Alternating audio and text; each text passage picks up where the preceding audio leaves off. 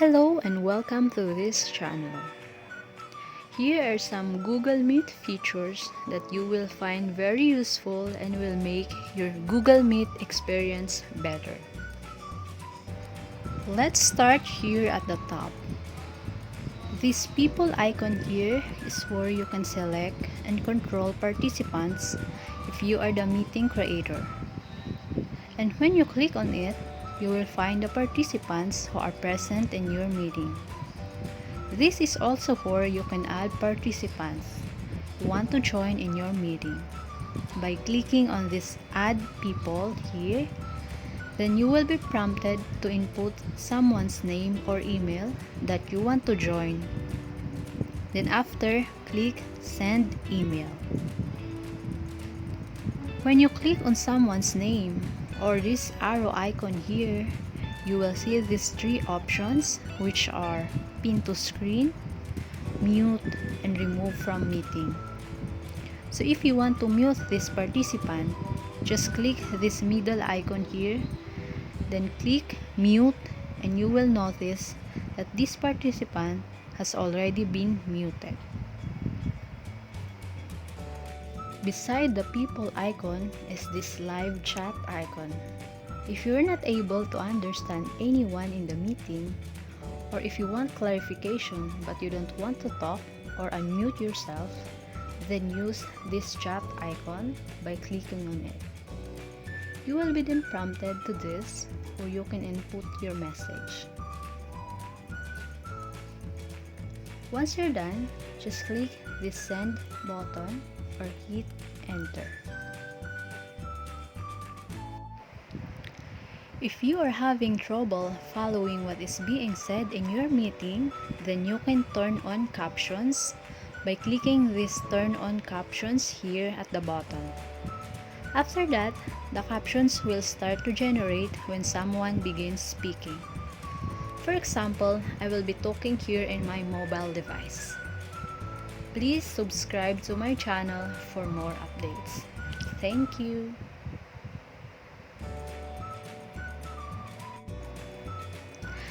Let's now proceed to this Present Now button. If you wish to share a content to your meeting, then click this one. You will be then asked if you wish to share your entire screen, a window, or a Chrome tab. For now, I want to share a Chrome tab, so I'll click this one. Then choose the tab you want to share. I'll choose this one, then hit share to confirm.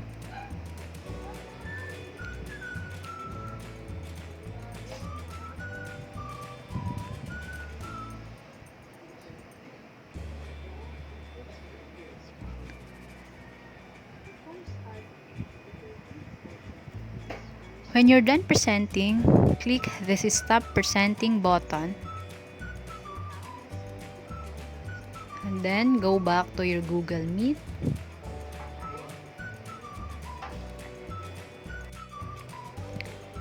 If you want to go back and catch up something from the meeting, or you want to share the clip to someone, consider recording it. But be sure that you are using your G Suite account, because this feature does not work in personal account. To record, click this More Options button, which is represented by these three dots here, then click Record Meeting.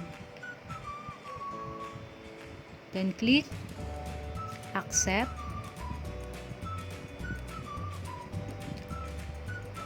To end recording, click again these three dots here, then click Stop Recording.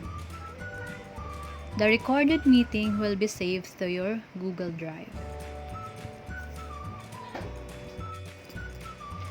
By default, this is the meeting layout, but you can change this layout by clicking the More Options button or these three dots here, then click Change Layout. You can select from Sidebar, where the active participant or presentation will be shown in a large view.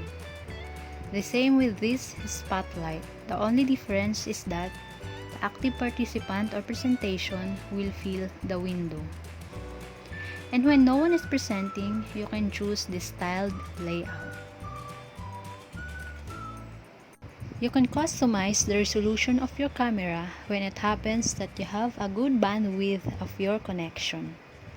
To do this, click the More Options button or the three dots here and select Settings. Next, click on the Video tab and tap the resolution you want. You can also choose to send audio only.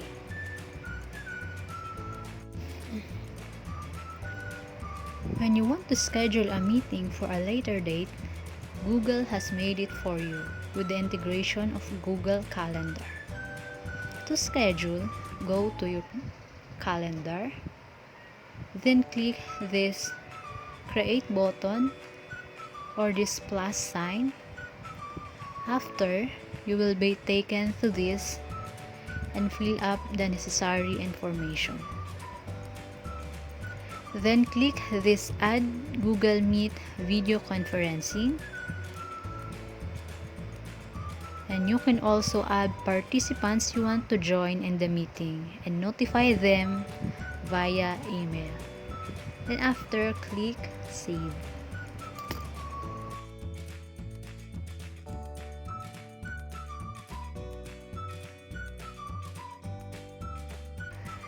If you wish to avoid a few clicks, you can use the keyboard shortcuts for the same function. For turning on or off your camera, you can use Ctrl plus E, while Ctrl plus D for microphone.